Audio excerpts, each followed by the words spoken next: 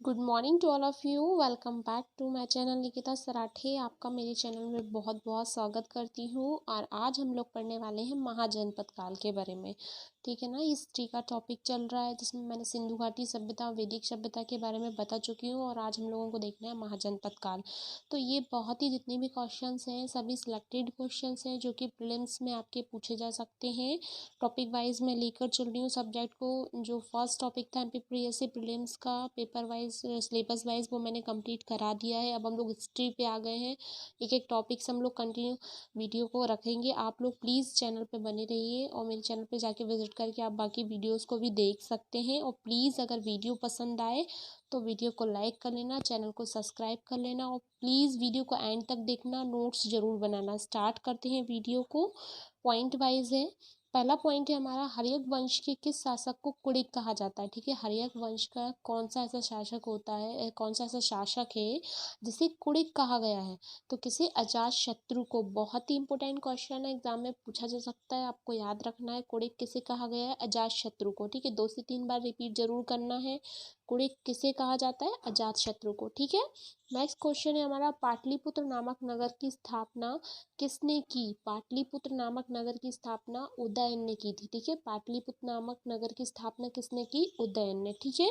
शिशुनाग वंश के किस शासक को काकवर्ण के नाम से भी जाना जाता है। शिशुनाग वंश का ऐसा कौन सा शासक है जिसे काकवर्ण के नाम से जाना जाता है। तो कौन है, कालाशोक। देखिए अभी हम लोगों ने 3 बातें देख ली। हर्यक वंश के शासक कुड़िक जिसे कहा गया वो कौन है, अजातशत्रु। ठीक है।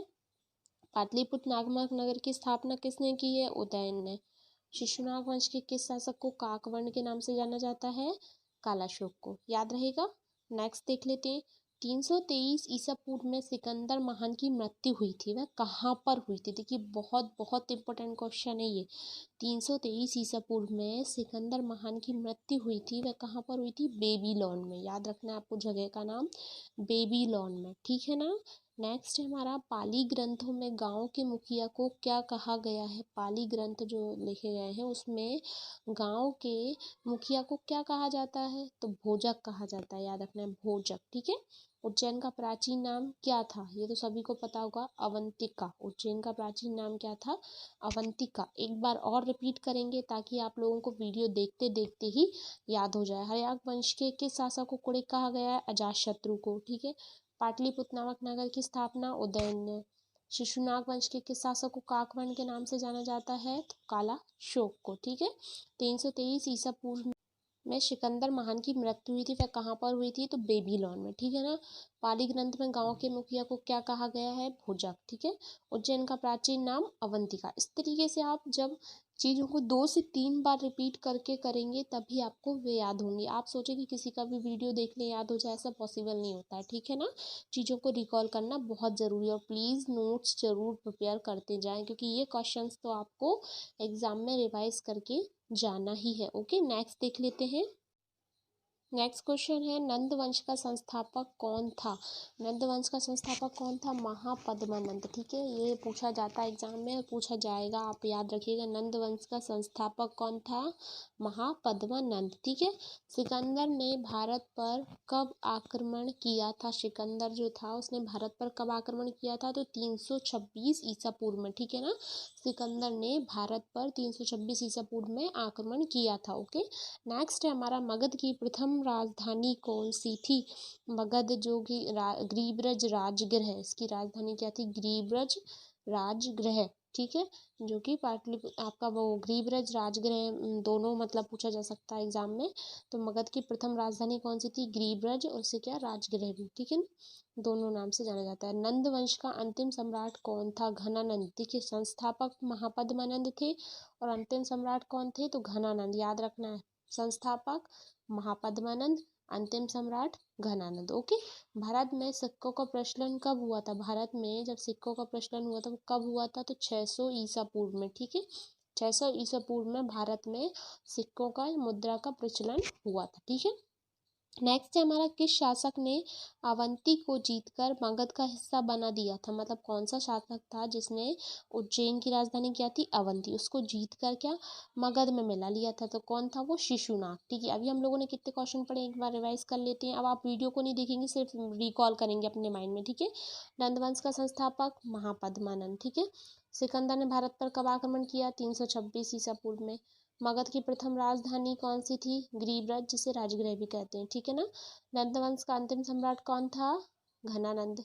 संस्थापक महापद्मानंद, अंतिम सम्राट घनानंद। ठीक है, भारत में सिक्कों का प्रचलन 600 ईसा पूर्व। किस शासक ने अवंती को जीतकर मगध का हिस्सा बना दिया था? शिशुनाग ने। आई होप कि आप लोगों को याद हो गया हो। मेरा बस यही मानना है कि आप लोगों को चीज़ें याद करा दूँ ताकि एग्जाम में आप लोग करेक्ट टिक करके आए। ठीक है ना।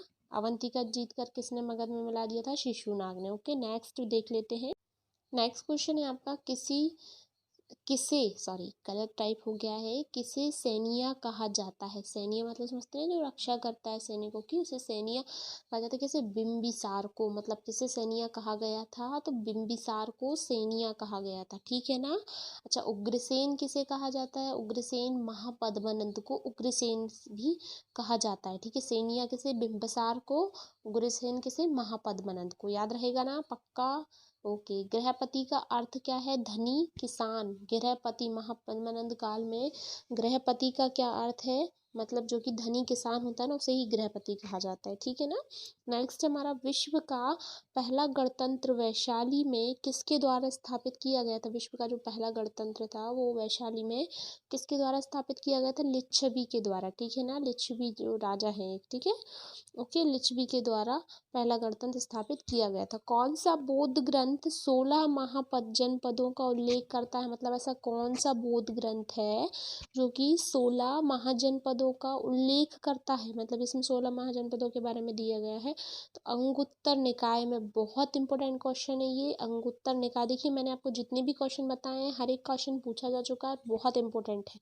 और इसमें लूसेंट का मिक्सचर भी है, सभी कुछ मतलब आपको मिलाकर दिया गया है। तो आप लोगों को बस ये नोट डाउन जरूर करना है। ये नहीं कि वीडियो देख लिया उसे छोड़ दिया, दिस इज नॉट करेक्ट। ठीक है ना, आपको उसको लिखना है, देन रिकॉल जरूर करना है। ओके, एक बार और पढ़ा देती हूँ। किसे सैनिया कहा गया? बिंबिसार को।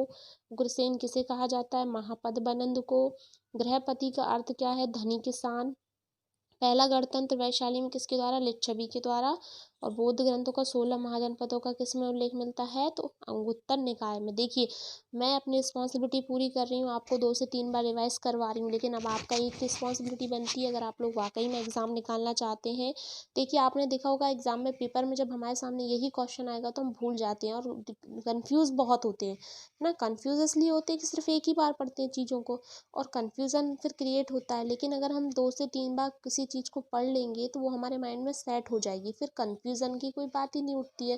देखिए, आप एक एक क्वेश्चन जो आपको आते हैं वही आप गलत करके आ जाते हैं, तो वह एक नंबर भी हमारे लिए इम्पोर्टेंट है। इसलिए प्लीज़ रिकॉल करिए। अगर वीडियो में क्वेश्चंस आपको पसंद आए हो तो वीडियो को लाइक कर लेना, चैनल को सब्सक्राइब। मेरी आपसे एक ही रिक्वेस्ट है। ठीक है, okay, bye bye, thank you for watching my video. Please मेरे चैनल पे बने रहिए, आपका सपोर्ट बहुत ही